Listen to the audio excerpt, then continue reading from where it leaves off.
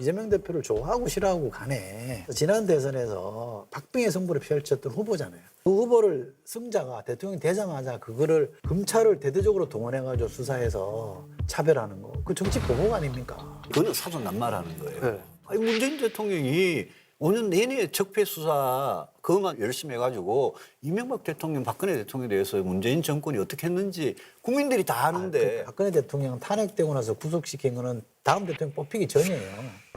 문재인 정부 출범하기 전에 구속됐습니다. 그 구속시킨 사람이 윤석열이에요. 이명박 대통령. 이명박 대통령 때도 그러니까 그걸 구속시킨 사람이 누구냐. 윤석열 검찰이 한 거잖아요. 그러나 그 정부가 문재인 정부였기 때문에 다 덮어 쓰는 거예요. 시판이 이제 막바지에 이르면서 최근 탄핵 반대 집회가 양쪽으로 이제 갈렸습니다. 윤 대통령 극렬 지지자들은 둘로 쪼개져서 집회를 벌였습니다. 헌법재판소 좌파 재판관들은 빨리 꺼져라 말이야. 윤석열 대통령의 지지율은 60%를 넘게 될 것입니다.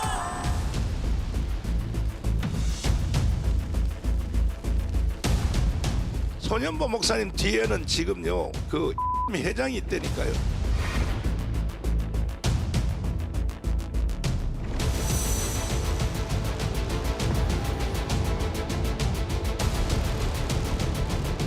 이 두 팔을 가리켜서 이제 뭐 극우라고 이렇게 이제 얘기들을 하잖아요. 근데 정광훈 목사는 저희가 이제 뭐 언론에서 많이 다뤘고요. 뭐 익숙한 이름인데 손현보 목사라는 분에 대해서 이제 좀 생소한 분들이 좀 있을 것 같은데 저는 손현보 목사님은 잘 모르겠어요. 부산에 이제 대형 교회를 하신 분인데 부산 집회, 그다음에 동대구역 집회, 네네. 광주 금남로 집회 여기에 탄핵 반대 시민들이 많이 모였잖아요. 그게 이제 다 손현보 목사님 하시는 그 세이브 코리아 거기 또 전환길 일타 강사. 일타 강사까지 그냥 합세를 해가지고 이러니까 그쪽으로 조금 쏠리는 것 같아요. 기독교나 개신교라는 그 큰 틀에서 보면 네네. 정광훈 목사는 아웃사이더죠. 왜냐하면 교단도 조금 작은 교단 출신이고 굳이 비교를 하자면 손현보 목사님은 인사이더죠. 인사라고 볼 수 있는. 우리가 뭐 왜 일요일 날 대예배에 참석하는 신도를 기준으로 2,000명이 넘으면 대형교회 메가 네네. 처치라고 그러고 10,000명이 넘으면 기가 처치라는 표현도 쓰거든요. 예. 대형교회가 차지하는 비율을 보면 우리나라가 압도적으로 대형교회가 많아요. 이 대형교회가 손현보 목사를 지원하는 쪽으로 가 있고 때문에 여기가 지금 주류로 지금 자리매김하고 있죠. 그 정광훈 목사 그분은 단순한 목회자, 종교인이라기보다는 어떻게 보면 정치에 굉장히 깊숙이 관여를 했고 정치까지 같이 하시던 분이에요. 그분이 기독교 사랑 실천단인가 그거 만든 게 2008년인가 그렇고 최근에도 자유통일당으로 네네. 지난 총선에 후보도 내고 그랬잖아요. 네네. 특히 문재인 정부 5년 동안 문재인 대통령을 아주 세게 거칠게 비판하는 예, 맞아요. 약간 강성 보수 유권자들의 마음을 마음을 좀, 좀 구련하게 해주는 그런 측면은 있는 분이고 그전에도 노무현 대통령 뭐 국부법 반대라든지 사학법 반대라든지 재개정이라든지 이런 걸 몇 역할을 많이 했어요. 근데도 제대로 주류로 대접을 못 받았어요. 기껏 해봤자 뭐 싸움 잘하는 전사이긴 한데 변방의 뭐 장수 이런 정도 취급을 받았던 태생적인 한계도 있고 좀 주장이 좀 거칠고 이래서 그런 그래서 것도 조금 있나요? 이제 밀어냈단 말이에요. 그런데 정광훈 목사의 강점은 그거랍니다. 우선은 집회를 너무 잘한다. 이 봉사 출신이잖아요, 이분이. 장악력이 좋군요. 네, 봉사니까 뭐 들었다 놨다 이걸 굉장히 잘하고 거기 전문 팀이 붙어 있대요. 리액션 팀이든 뭐 이 맞추는 팀들 있잖아요. 완전 일종의 공연을 하듯이 잘한답니다. 그러니까 목숨을 걸고 한번 소리 질러요. 소리 질러. 소리 질러. 가서 보면 그 영적 체험을 하는 것처럼 느껴질 정도로 기운이 고양되는 걸 굉장히 잘해요. 그러다 보니까 왜 우리가 일별로 표현되는 온라인상의 우파들이 좀 있었잖아요. 그분들. 이 사람들이 이제 오프라인으로 나오기 시작한 계기를 그렇게 열어준 거예요. 그러니까 에너지를 너무 막 밀어붙여서 막 고양시키다 보니까 폭동으로까지 가버린 거죠. 이게 자충수가 된 겁니다. 네. 자, 어쨌든 이제 그 탄핵 반대 그 집회의 이제 주축이 이제 개신교잖아요. 근데 정치적인 어떤 목적도 같습니다만 어쨌든 근데 그럼에도 불구하고 이제 두 집회의 어떤 차이점. 생각이 좀 다른 게 있는 것 같아요. 예컨대 5.18 민주화운동에 대한 생각이 네네. 두 분이 정광훈 목사는 북한에서 간첩해 와가지고 이런 게 자꾸 엮었었는데 근데 이쪽은 5.18 민주화운동에 대해서는 이건 잘못된 거다. 친이 특히 친박 프레임까지 넣어서 설명하는 사람도 있어요. 그러니까 소현보 목사 쪽은 친이고 정광훈 목사 쪽은 친박이다. 근데 친의 주류가 지금 소현보 쪽으로 갔기 때문에 대선이 이미 기울었다. 아하. 이렇게 그걸 보죠. 자기들끼리 경쟁하는 거 비슷하게 지금 돼가지고 이게 뭐 광화문판이 여의도판이 이러면서 네네. 뭐 시장이 겹치잖아요. 그렇죠. 겹치죠. 네. 그러니까 접신다는 게 이제 뭐 어쨌든 개신교도 겹치고 그렇죠. 탄핵 그중에 어쨌든 탄핵 간에 반대도 겹치고. 예. 그러니까 이제 양쪽 진영 다 동원하고 싶은 사람들이 한정돼 있거든요. 우리나라의 개신교의 주류는 대개 서북 지방에서 활동하던 분이 많이 내려왔잖아요. 한 10만 명 가까이가 목회자들이 내려왔거든요. 공산주의랑 충돌하면서 내려왔기 때문에 이분들은 태생적으로 반공이 강해요. 아, 예. 그러다가 90년대 중반 이렇게 넘어서면서 교세 확장이 멈추기 시작하고 감소세에 돌아가기 시작하면서 큰 교회는 강남교인으로 형성인데 여기는 이제 웰빙 보수주의라 그래서 중상류층들은 글로 다 가고 또 이 사람들이 어디로 갔냐 두 갈래로 갔는데 젊은 층은 신천지로 갔고 노년층은 정광훈으로 갔다. 아.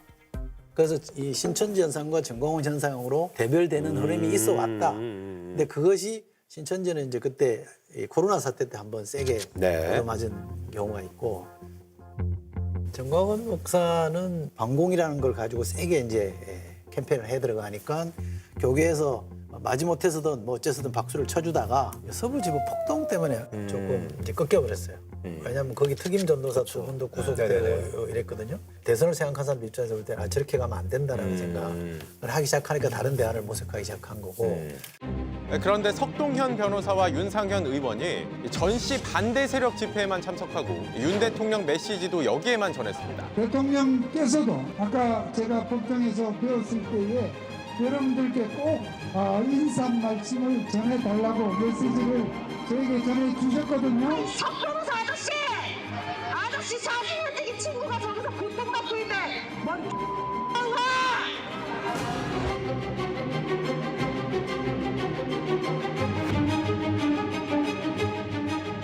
소연보 쪽으로 갈 수밖에 없는 흐름이라 조금 더 요건 지켜봐야 될 것 같아요. 저 탄핵만 박사인 줄 알았더니 굉장히 많이 하시네.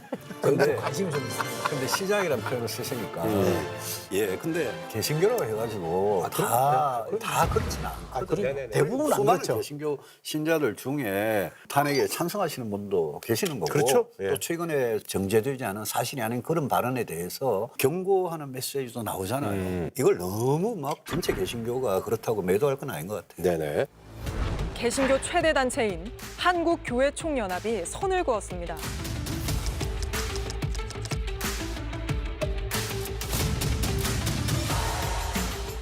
아니 그래서 이제 최근에 뭐 서울대 또 고려대에서도 탄핵 반대 시국 선언이 열렸는데요. 그날 또 마침 이제 또 졸업식 뭐 사진 촬영이 있었나 봐요. 그리고 또 인파가 많이 몰렸는데.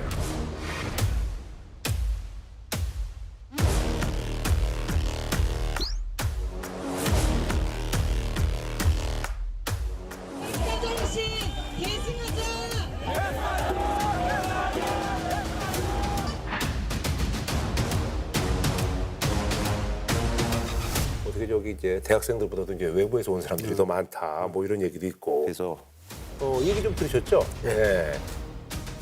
민폐죠. 축하하러 와서 사진 찍고 꽃다발 주면서 화기애애한 그 분위기에 거기서 막 뭐 구호 외치고 그 행패짓이거든요. 그게 폐악질이에요. 저는 대학생들이 탄핵에 대한 찬성 반대 입장을 그렇게 캠퍼스 안에서 저는 밝힐 수 있다고 생각해요. 그거야 뭐 자유로운 거고 충분히 의견을 개진할 수 있는데 방금 말씀하신 대로 외부 인사들이 그 대학 캠퍼스 안에까지 가가지고 그거 딱 보니까 그렇더라고요. 진짜. 대학생이 아니죠. 대학생 아니에요. 그래서 안타까운 사고로 죽은 것을 영화에 선동하고 저런 분들이 교원에 와가지고 한번 외부인들이 와가지고 이러는 거는 좀 제재를 해야 되나 이런 움직임도 있다고 들었거든요. 찬성하는 쪽든 반대하는 쪽이든 같이 이렇게 막 뒤엉켜서 혼전을 벌이면 둘 다 싫다 이렇게 가는 거잖아요. 옥석이 구분이 안 되고. 네네. 그게 아마 그분들이 원하는 목표인지는 모르겠으나 그야말로 이거는 민폐고 행패죠. 이렇게 하면 안 되죠. 네네. 알겠습니다. 자, 뭐 이재명 대표와 관련된 뭐 소식이 연일 쏟아져 나오고 있는데요. 자신의 SNS의 현상에서 민주당이 중도 보수의 역할을 해야 된다. 그 역할이 중요하다. 이렇게 얘기하면서 중도 보수의 어떤 그 당위성이 이제 강조가 됐는데요. 국민의힘은 당연히 대선을 염두에 둔 위장전입니다. 이렇게 날선 반응을 보이고 있는데 정치권 안팎에서도 파문이 일고 있습니다. 그래서 이번에 준비한 주제 민주당의 우클릭 이렇게 과연 먹힐지에 대해서 알아보도록 하겠습니다. 저는 할 말이 되게 많은데요. 네네네. 이거는 진보라는 호적을 파내가지고 지금 자기가 중도 보수라고 이재명 대표가 주장하는 거 아니에요?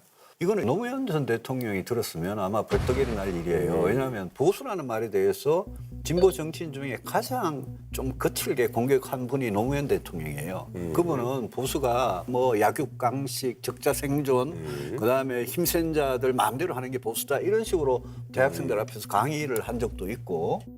보수는 뭐냐? 되게 보수는 힘센 사람이 좀 마음대로 하자. 경쟁에서 승리한 사람에게 거의 모든 보상을 주자. 적자 생존의 원리를 철저하게 적용하자. 그다음에 과급적이면 바꾸지 말자. 보수 합리적 보수, 따뜻한 보수, 별로 보수를 다 갖다 붙여서 보수는 그냥 바꾸지 말자는 거다.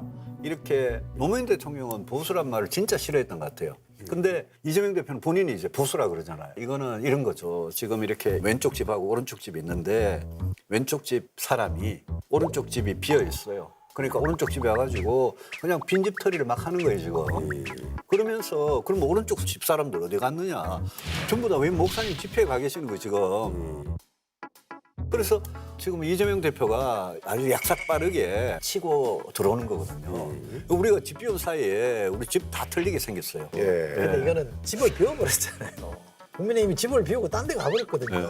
맞아요. 그러니까 그럼 그 집에 살던 사람들 다 나가버렸으니까 그러면 그 당을 통해서 뭔가 자기의 정치 욕구를 표현하려고 했던 사람들은 좀 황당하게 되는 거잖아요. 매개가 없어져서 창구가 없어져 버렸어요. 그러니까 국민의힘을 지지하면서 이제 탄핵은 찬성하는 그런 그렇죠. 분들. 예. 그냥 보수, 극우가 아니라 보수 성향을 가진 사람들은 황당하게 돼 있는 거예요. 그러니까 이재명 대표가 걱정하지 마세요. 제가 여러분들까지 대표하겠습니다라고 하는 거는 어떻게 보면 자신감의 표현이고 저 사람들이 집 버리고 나간 걸 세상 강조하는 그런 측면도 있는 거잖아요. 그래서 그 책임이 큰 거죠. 그래서 제가 이재명 대표 왜 이럴까 생각을 해봤는데 하나는 자기한테 붙어 있는 좌파 이미지를 완전히 희석시키려고 그렇게 하는 거예요. 요즘 이재명 대표는 이거는 우클릭이 아니다. 우리는 민주당은 원래 중도 보수다 이러잖아요. 근데 그거는 이제 자기 왼쪽에 옛날에는 조국 씨도 있고 심상정 의원도 있고 이래가지고 자칫하면 이제 그쪽 진보당 계열에서 뭔가 표를 많이 가져갔는데 지금은 조국 씨는 꼼짝을 못하고 정의당도 지난 총선에서 한 석도 못 얻었고 이러니까 왼쪽이 굉장히 이제 튼튼하다고 생각하고 마음 놓고 그냥 중원으로 오른쪽으로 막 진격을 막 하는데 이걸 보고 우리 큰일 났다. 응? 이재명 대표가 이렇게 오른쪽으로 치고 들어오는데 이거를 왜 우리가 안방을 다 내주냐. 우리 이거 정신 차리고 이재명 대표를 더 왼쪽으로 몰아가지고 오히려 우리가 쳐들어가야 되는데 지금 우리 국민의힘이 탄핵 심판 여기에 매여가지고 지금 너무 오른쪽 끝에 가가지고 완전히 기울어져도 보통 기울어진 게 아닌 그런 식으로 가 있는 거예요. 그래서 저는 이거는 국민한테 굉장히 위험한 신호고 저 같은 사람은 절대 안 믿지만 거기에 혹하는 그런 국민들도 일부 있을 수 있다. 그리고 두 번째는 이재명 대표가 노리는 게 자기 재판 이야기가 사법 리스크가 이런 거 이제 던짐으로써 이제 약간 희석이 된다라는 범죄 피의자로 사법 리스크가 엄청나게 많은데 지금은 이재명 대표의 우클릭 아니면 중도 보수 이것만 막 계속 매일 언론에 나오니까 이재명 대표 재판에 대해서 최근에 기사 한 줄 안 나오더라고요. 그러니까 범죄 피의자 이재명에서 갑자기 중도 보수 이재명으로 딱 둔갑을 해가지고 진짜 얼굴도 두꺼워요. 그래서 제가 이걸 보고 사실 제 같은 경우에는 내가 원래 진보였어. 내가 원래 중도 좌파였어. 이렇게 뻔뻔하게는 이야기 못 하거든요. 그러니까 왜 이제 이재명 대표가 자꾸 뭔가 좀 중도로 가려고 하느냐 그 보면 데이터로 보면 지난주 갤럽 조사를 보면 민주당 지지율이 40%였어요. 네, 올라갔더라고요. 근데 이재명 대표 대선 후보 지지율은 34%였어요. 6%포인트 격차가 있잖아요. 그러니까 다 흡수를 못하고 있다는 거고 탄핵 찬성한 사람 중에 56%만 이재명 후보를 지지해요. 그럼 나머지가 지금 거의 절반 가까이 지금 탄핵은 찬성하나 대선 후보에서 이재명은 지지하지 않겠다는 거고 뭔가 지금 불만이 있다는 거예요. 그러면 이 갭을 최소화시키기 위해서 대선 후보가 노력하는 건 당연한 거잖아요. 말씀하신 대로 결국 중요한 거는 중도층의 마음이거든요. 그래서 중도층 싸움을 우리가 못하고 있는 게 저는 제일 뼈아파요. 왜냐하면 분명히 이재명 대표한테 신뢰 리스크가 있어요. 이제 그런 문제는 있죠. 이제 왔다 갔다 하는 거 필요에 따라서 이런 말하고 저런 말하는. 그러니까 미국에서도 왜 영어로 하면 플래퍼라 그래서 왔다 갔다 하는 사람은 선거에서 거의 금기 사항이거든요. 그런 점에서 리더십의 신뢰성의 문제는 있는데 여당은 그렇게 자꾸 공격할 수는 있을 텐데 뭐 호적을 팠니 위장 전입이니 뭐 이런 공세는 이재명 대표를 도와주는 거예요. 근데 제가 볼 때는 적절한 대응이 아니에요. 그래서 여기에 대응하는 유일한 방법은 국힘이 빨리 정상화돼서 보수 본령의 위상을 되찾는 거예요. 그러니까 빨리 집으로 돌아와서 정신 차리고 그 안에서 자꾸 저쪽으로 가자고 하는 사람들 정리하고 털어내고 이른바 제 표현하면 탈윤하고 정상적인 보수로 되돌아오면 이 문제는 해소돼요. 근데 본인들은 꼼짝도 안 하면서 자꾸 이재명 대표만 공격하는 거는 그건 정말 관역을 잘못 설정한 거예요. 맞아요. 뭐 저는 동의하고 그리고 우리가 다시 집에 돌아와가지고 집에 들어온 도둑을 잡아야죠. 도둑이에요? 도둑이죠. 빈집털이 하러 온 도둑이죠. 아니 뭐털 거가 그리고 이게 왔다 갔다 하는 부분을 국민들께서 잘 보셔야 돼요. 예, 그래서 이제 사실 이거에 대한 뭐 비난이 뭐 국민의힘 쪽에서 이제 많이 있는데요. 눈에 띄는 게 이제 그 부산 수영구에 이분이 이제 그 기자 출신인데 정현욱 의원이 이제 이재명 중도보수 국민의힘 입당합니까라고 이렇게 해서 현수막을 걸었어요. 그래서 여기에 직접 또 이제 이재명 대표가 이제 홍보 캐지 SNS로 구구 범죄당에 입당할 생각이 전혀 없다.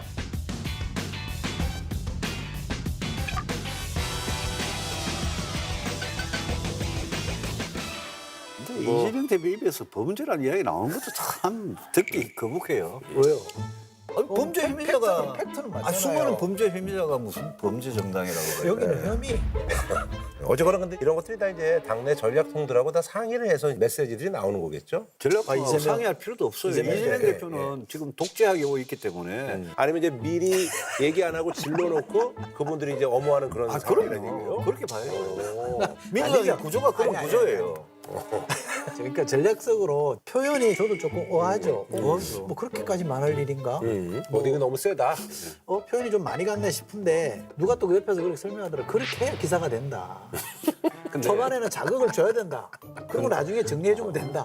근데 이게 다른 후보는 몰라도 이재명 대표는 진보다 보수다 이런 철학 자체가 원래 없었던 민주당의 약간 이단화 같은 측면은 있었을지 몰라요. 근데 그동안은 민주당이 살아남기 위해서 누구보다도 진보적인 외교 안보나 경제나 이런 걸 많이 이야기하다가 이제 선거가 있을지도 모르는 이 대목에 와가지고 갑자기 우클릭하니까 거기에 이제 경제 성장 이야기하고 상속세 이야기하고 근로소득세 이야기하고 뭐 별별 이야기 다 하잖아요. 심지어 안보 분야까지도 민주당이 이제까지 핵 문제에 대해서 갖고 있었던 그 아주 강고한 입장이 있었거든요.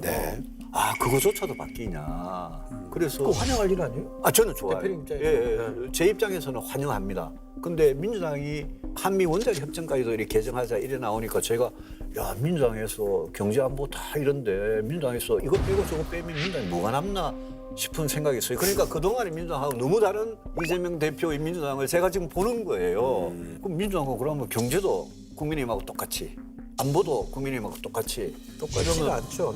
아니죠. 왜냐하면 이재명 대표가 만약 그런 말을 한다면 국회의원 근데 핵무장이니까 좀 다르죠. 그거 전 단계가 한미 원자력 협정부터 개정해야 되거든요. 어쨌든 그래서 그러니까 전략적으로 대표님도 그러시잖아요. 보수가 보수를 충분히 결집시키고 나면 중도로 확장해야 된다. 그럼요. 민주당도 마찬가지죠. 진보 진영이라는 걸 굳건히 하고 중도로 넘어와야 되잖아요. 그럼 이 숙제는 어느 당이나 다 있는 거예요. 그래서 민주당은 어떻게 하면 중도의 마음을 얻을 거냐 고민을 계속 해왔고 이재명 대표 행보도 그렇게 왔다고 저는 봐요. 알겠습니다. 어쨌든 이제 뭐 저희 그 방송 당일 26일 날 이재명 대표 이제 선거 관련해서 이제 결심 공판 2심이 열리는데요. 세상에 빛이라고 하는 게 다 상식과 원칙대로 가게 돼 있습니다. 법원이 잘 가려낼 겁니다. 예정대로라면 이제 3월 중에 이제 항소심의 선고가 나고 만약에 이제 여기서 만약에 또 유죄가 나면 이제 6월에 그죠? 이제 대법원 선고가 예상이 되는데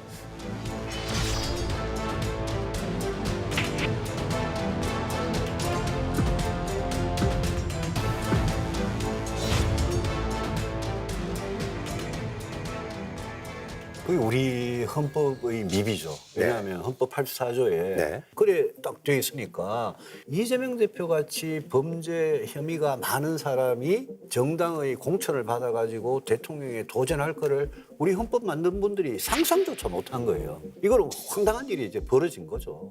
이재명 대표는 지금 5개 재판을 받고 있는 중이고요. 그런데 이재명 대표는 내가 대통령이 되면 내가 관련된 모든 재판은 정지돼. 그게 헌법학계의 다수설이야. 이렇게 주장을 하거든요. 다수설은 무슨 다수설? 누가 마음대로 다수설 정해요? 이재명 대표가 만약 대통령이 당선이 됐다? 근데 재판을 해가지고 유죄, 피선거권 박탈났다. 이러면 대통령이 그만둬야 되거든요. 그래서 민주당이 만약 이재명 대표를 후보로 내면 이제까지 정당사에 없었던 황당한 후보를 내시는 거예요. 근데 후보 내지 마시고 후보 내지 말라고요. 아, 내지 마시오. 저 그런 범죄 혐의를 어떻게 후보를 냅니까? 그러고 내더라도 이거는 국민들께서 진짜 심판을 해주셔야 됩니다. 저는 이렇게 생각합니다. 우선 이제 다수설, 소수설, 헌법 84조 소추라는 걸 어떻게 해석할 거냐. 다수설은 재판도 중단된다고 보죠. 그 다수설인 건 분명합니다. 왜냐하면 대통령이 국민의 선택으로 뽑혔는데 국정의 안정을 위해서 맨날 법정에 불려다니고 수사받으러 다니는 건 얘기 안 된다. 그러니까 당연히 재판도 포함시켜서 중단되는 걸로 보는 게 맞다는 게 다수설이에요. 저도 그렇게 돼야 된다. 만약에 대통령을 국민이 뽑았어요. 민주주의 국가에서는 국민의 표가 가장 힘이 센 거잖아요. 그런데 판사들이 판결로 해서 이 임기를 중단시킨다? 그럼 그거는 있으면 안 될 얘기죠. 근데 이수석님한테 하나만 물어봅시다. 대통령이 되면 재판이 정지된다. 이게 다수설이라고 칩시다. 그러면 이재명 대표가 그러면 나중 후보가 돼가지고 대통령이 당선됐다. 5년 임기가 지났다. 그럼 5년 임기가 지나고 나서 지금 5개 재판이 다시 재개가 된다는 말입니까? 그렇죠. 그리고 우리나라 국민들은 5년 뒤에 감옥에 갈 사람을 지금 대통령으로 뽑는다? 그럼 갈지 안 갈지 모르죠. 아니 물론이죠. 물론이지만 벌써 선거법 하나만 해도 징역형이 났고 대북 송금은 그 도와준 경기도 부지사 그 사람이 7년 8개월 그 형을 받았어요. 판결이 안 끝났으니까. 그러니까 그 똑바로 그냥 국민들 똑바로 아셔야 된다고 제가 주장을 하는 거예요. 네, 알겠습니다. 그 좋고요. 하나만 제가 이재명 대표를 좋아하고 싫어하고 가네. 지난 대선에서 박빙의 승부를 펼쳤던 후보잖아요. 0.73%포인트 차이가 났잖아요. 그 후보를 승자가 대통령이 되자마자 그거를 검찰을 대대적으로 동원해가지고 수사해서 차별하는 거. 그 정치 보복 아닙니까? 그리고 민주주의 약자 모든 사람들이 얘기하는 거는 경쟁자를 법적으로 어떻게 해보려고 한다? 배제하려고 하는 것 자체가 민주주의를 해치는 행위의 가장 대표적인 케이스로 그런데요. 시작이 그렇게 된 거란 말이죠. 우리 정치에서도 경쟁했던 대선 후보를 사법적으로 처단하려 하는 경우는 없었어요. 그렇게 따지니까 국민들이 그래 뭐 사법 리스크 있는 건 알겠지만 그 시작을 보니 의도가 너무 뻔한 거 아니냐. 정치 보복이라고 해서 지난 총선에서도 그 리스크를 안고도 지지를 해준 거 아닙니까? 그럼 이걸 국민의 뜻이 그렇다는 건 받아들여야지. 그거는 사전난말하는 거예요. 네, 저도요. 윤석열 정권에 들어와서 이재명 대표에 대한 경찰 수사가 약간 치사하고 너무 과했다 싶은 생각은 그런 들 적이 있어요. 근데 문재인 대통령이 5년 내내 적폐 수사 그것만 열심히 해가지고 이명박 대통령, 박근혜 대통령에 대해서 문재인 정권이 어떻게 했는지 국민들이 다 아는데. 그 좋고요. 하나만 제가 좀 박근혜 대통령 탄핵되고 나서 구속시킨 거는 다음 대통령 뽑히기 전이에요. 문재인 정부 출범하기 전에 구속됐습니다. 그 구속시킨 사람이 윤석열이에요. 이명박 대통령. 이명박 대통령 때도 그러니까 그걸 구속시킨 사람이 누구냐. 윤석열 검찰이 한 거잖아요. 그러나 그 정부가 문재인 정부였기 때문에 다 덮어서는 거예요. 아니, 그러니까 이명박 대통령에 대한 거는 그거는 국정농단 사태와 관계없이 다른 거예요. 그 부패였잖아요. 아니 노무현 대통령의 어떤 비극적 거기에 대한 정치 보복 부패였고 그렇게 해석하는 건 제가 뭐라 할 수 없습니다. 뭐 부패였잖아요. 그리고 이명박 대통령하고 문재인 대통령이 경쟁한 거 아니잖아요. 대선에서 붙었던 사이가 아니잖아요. 경쟁은 아니지만 그렇죠. 아니지만 이명박 대통령에 대한 그 사람들이 깊은 원한이 작용한 거니까. 그렇게 해석하는 걸 제가 어떻게 할 수는 없는데 대선에서 자기랑 붙었던 사람을 대선 끝나고 이긴 사람이 패자를 저렇게 사법 처리해서 옥죄는 경우는 없었다 이 말이에요. 네네네. 경우는 그건 맞잖아요. 예, 하여튼 뭐 그러니까 이 정부가 잘못한 거죠. 이 정도까지만 하시고 제가 참겠습니다. 예. 그러니까 고맙습니다. 예. 사실 이제 좀 김우상과 좀 얘기를 해야 될 것 같은데 어쨌든 이분이 뭐 지난번에 이제 국힘에서 대선 후보 중에서 1위 깜짝 등장해서 근데 이게 그래도 꽤 지속성 있게 지금 가고 있습니다. 그래서 네. 최근에 노동개혁 세미나에 이분이 이제 등장하셨는데 여기에 국민의힘 의원이 60여 분이나 모여가지고 야 이게 뭐 실질적인 어떤 대선 캠프 출정식이 아니냐 주변에서 이런 얘기들이 좀 들리고 있습니다. 예. 지지율이 깡패잖아요. 예. 어떠세요? 근데 제가 볼 때는 지금 피크인 것 같아요. 이제 빠질 것 같아요. 아 그래요? 네, 왜냐하면 이분이 정광훈 씨랑 연결돼 있잖아요. 정광훈 집회도 너무 많이 나가고 실제로 만약에 선거 전 들어가면 공격당할 때 너무 많은 거 아까도 말씀드렸잖아요. 정광훈의 광화문파와 소년보의 여의도파 간의 경쟁에서 지금 주류는 소년보 쪽으로 가고 있다 그러잖아요. 근데 그 그러면 소년보파는 만약에 네. 탄핵이 인용이 될 시에는 누굴 미는 거예요? 그럼 그러니까. 유승민 의원님을 그때 되면 그 좋은 이야기. 그 사람들은 네. 이길 만한 후보 쪽으로 간다니까요. 지금 여의도파나 개신교 주류, 기독교 주류들은 그리 갈 가능성이 많아요. 네네. 그러면 김문수 후보에 대한 지지율이 빠지겠죠. 김무수 장관 네. 말씀하신 지금은 뭐 고용노동부 장관이잖아요. 네네네. 그러니까 뭐 노동개혁 세미나에 오셨는데. 근데 이제 그분이야 그런데 이제 뭐 예. 국민의힘 의원 60여 분이 이제 간 거에 대해서 예, 뭐 그거는 아마 김무수 장관도 그 정도로 사람들이 해석할 거다 정도야 알고 봤겠죠. 그 민감한 시기에. 네네. 근데 우리 김무수 장관님 오랫동안 정치 같이 해서 잘 압니다. 잘 아는데 이제 옛날에는 굉장히 왼쪽에 그쵸. 예, 계셨다가 너무 많이 보수 했었거든요. 정당에 네. 왔다가 우리 당이 굉장히 오래 있었죠. 경기도지사 예, 경기도지사도 하고 국회의원도 3번인가 하고 근데 낙선을 2번을 하고 서울시장하고 그렇죠. 또 네. 대구에서 네. 그러고는 최근 한 5년 정도를 자유통일당을 했거든요. 정광훈 목사하고 네네네. 같이 자유통일당을 하면서 이제 완전히 거리의 투사가 되신 분이라서 국힘 당적은 있어요? 그것도 저는 잘 모르겠어요. 자유통일당 당적을 얼마 전까지 그럼 이중 가졌는데 당적은 안 되잖아요. 경산호 위원장 하면 고용노동부 장관 하면서 당적을 버렸는지 그거는 뭐 확인을 해봐야 되는 문제인데 근데 이제 이분이 저희가 말하기 좀 조심스럽긴 한데 예컨대 뭐 김구 선생이 중국 국적이다. 네네. 김구 선생 국적이 뭡니까? 김구 선생 국적은 뭐 여러 가지 그 있습니다만은 중국에서 중국 국적을 가졌다는 이야기도 있고 여러 가지 있는데 그 부분은 제가 국사학자들이 다 연구해 놓은 게 있습니다. 일제 강점기에 살았던 우리 선조들은 국적이 일본입니까? 나라가 다 뺏겨서 일본으로 강제로 다 그러면 저의 부모님, 후보자의 부모님 일제 치하의 국적이 일본입니까? 일본이지 그걸 모르십니까? 이런 이야기가 이제 굉장히 좀 나가는 이야기, 너무 나가는 이야기고 단일 종족주의라는 책 아세요? 네. 몇 년 전에 그 아주 예, 정말 예.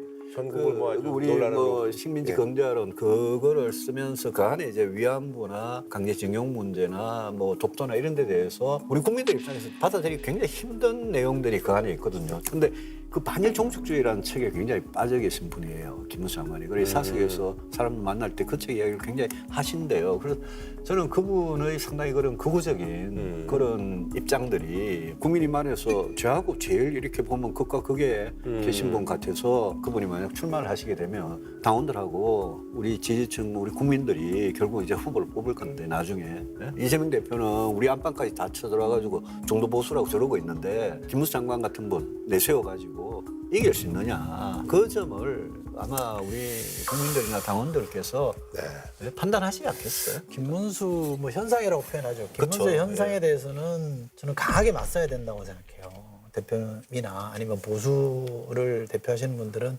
강하게 맞서야 되고 이게 논리적으로 그 당시 일제시대 국적이 일본이었다 이렇게 얘기하면 8.15가 광복이 아니고 패망의 날이 되잖아요. 나라 망한 날이에요. 그렇잖아요. 상해 임시정부에 있던 사람들은 반국가 단체예요. 말도 안 되는 얘기를 지금 하고 있는 거잖아요. 그건 누구나 다 아는 거예요. 제가 볼 때 본인도 알 거라고 생각해요. 그러다 보니까 극우와 보수 간의 싸움을 벌여야 될 판이에요. 이게 우선 정리가 돼야 돼요. 그 싸움이 그칠고 난폭하게 진행되더라도 해서 정리가 돼야 국민들이 아 진짜 저 당이 보수 정당이구나. 보수 본령을 안 벗어나구나는 신뢰를 얻을 수 있거든요. 근데 같은 당이라고 해서 우물쩍 넘어간다? 안 돼요. 우물쩍 안 넘어가요. 근데 우리 안 와닿죠. 이 국민의힘이 극우를 내몰고 내쫓아낸다. 그럴 필요는 없는 것 같아요. 쫓아내야죠. 그럼 민주당도 극자는 쫓아내야죠. 민주당도 극자들이 더더더 붙어 있잖아요. 없어요. 왜 없어요? 제가 뭐 당적은 없지만 극자는 없어요. 아니 근데 우리가 극우를 쫓아낸다 이거보다 우리가 너무 오른쪽에 가버린 거예요 지금. 그래서 우리 이수정 말씀하신 대로 보수를 튼튼하게 지키고 거기에 좀 극우적인 생각하는 분들 그분들도 허용을 하는 거죠. 그렇게 할 수 있는데 말도 안 되는 이유로 군사력을 동원해서 개헌한 사람에 대해서는 한마디도 안 하면서 그거는 진작 정리했으면 좋고 맞다, 이거지. 앞으로 언젠가는 정리해야 되는 문제니까. 그러니까 국민들이 우선 야 너나 잘해 우선 능력하지 말고 이거라니까요. 오케이 할게. 예, 그 얘기는 이제 뭐 이 정도까지 하고요. 김문수 장관이 이제 그 중도 확장성이 부족하다 이런 지적에 대해서 이제 김 장관이 나는 사실 노동운동부터 시작해서 가장 밑바닥부터 출발했다라고 이렇게 반박을 하고 있는 상황인데요. 어떻게 보면 이제 정치인들이 이렇게 극각으로 이제 변신한 거잖아요. 두 분은 이거에 대해서 어떻게 보시는지 이런 사례들이 꽤 많거든요. 유인태 의원님께서 네. 재밌는 말씀 하시는데 극과 극은 통한다고. 네네네. 그런 얘기 많이. 예, 남극도 춥고 북극도 추우니까 시중에 많이 떠돌더라고요. 예. 그러니까 김문수 장관 같이 굉장히 왼쪽에 계시던 분이 이제 보수 쪽에 오면 더 좀 극단적으로 가는 경우가 있고 사실 진보에서 보수로 넘어온 분들이 훨씬 많아요. 많죠. 그죠? 따뜻하니까요. 뭔가 따뜻해서 그렇다기보다 따뜻하죠. 젊은 시절에 뭔가 이상을 가지고 하다가 진보의 어떤 이중성이나 진보의 위선이나 이런 데 좀 환멸을 느껴가지고 보수로 이렇게 넘어오신 그런 정치인들은 저는 많이 봤어요. 그리고 시대적으로 보면 사실 소련의 폐망이나 맞아요. 예. 그다음에 북한이 계속 저런 참상을 보이고 있는 거나 중국도 변하고 나서 지금 잘 살잖아요. 그런 거 보면서 옛날에 뭐 막시즘 그런 사회주의나 공산주의 이상에 빠졌던 그 뭐 운동권 출신들이죠. 그분들이 보수로 넘어온 경우는 많고 원래 젊을 때 보수였는데 진보로 넘어간 분들은 저는 잘 못 봤어요. 이렇게 봐야 된다고 저는 생각하는데, 그러니까 스펙트럼이 진보가 있고 보수가 있는데 진보의 왼끝 쪽이 국자가 있고 보수의 맨 오른쪽이 극우가 있다. 네. 이렇게 보시면 안 돼요. 보수 진보는 정상적인 이념입니다만 극자와 극우는 극단주의이기 때문에 이거는 보수 진보의 틀 안에 있는 사람들이 아니에요. 이 틀 밖에 있는 사람들이에요. 일리가 있는 그러니까 극자와 극우로 가는 거는 그건 자연스러운 거예요. 근데 보수가 진보로 간다, 진보가 보수가 이렇게 표현하는 거는 저는 틀렸다고 보고 극자와 극우라는 극단주의는 우리가 포용할 수 있는 이념이 아니기 때문에 그런 사람들은 걸러내야 돼요. 근데 이거는 필요한 것 같아요. 그러니까 보수에서 진보로 가든 진보에서 보수로 오든 뭐 극자에서 극우 왔다 갔다 하든 정치하는 사람은 자기가 왜 이러는지 국민들한테 설명을 할 수 행위에 있어야 대해서. 됩니다. 행위에 네. 대해서. 근데 수십 년 동안 이쪽에 있다가 갑자기 이쪽에 와갖고는 그다음부터 아무 설명이 없어요. 그거는 좀 문제 있지 않나요? 문제 많죠. 예. 자, 그리고 이제 사실 또 명태균 씨 얘기도 좀 해야 되는데 저게 돼서 이제 확정이 되면 홍준표, 오세훈 사기 그리고 정치자금 위반으로 고소를 하겠다. 그러면서 앞에 돼지는 잔칫날에 잡는다. 뭐 이런.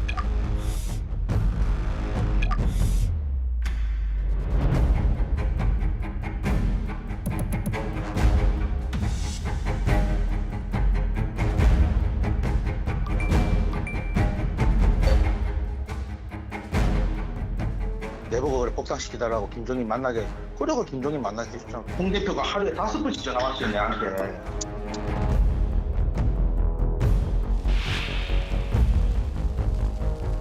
명태균 씨가 그 예. 표현을 참 재밌게 하는 것 같아요. 예. 지난번에 그 김정일 위원장이 이제 관계를 부인하고 이랬을 때도 뭐 저희 정치적 아버님이 오늘 돌아가셨습니다 이러면서 상중이라고 야, 저 사람 저런 표현을 어디서 싶은데 근데 중앙지검으로 왔잖아요. 네, 창원지검에서. 왔더라고요. 예, 창원에서. 중앙지검으로 왔기 때문에 아마 대검이 아마 직접 중앙지검을 지휘하면서 할 건데 내부적으로 보고서나 뭐 포렌식이나 이런 건 다 된 것 같아요. 그러면 저는 이거는 빨리 좀 정리를 해주는 게 맞다.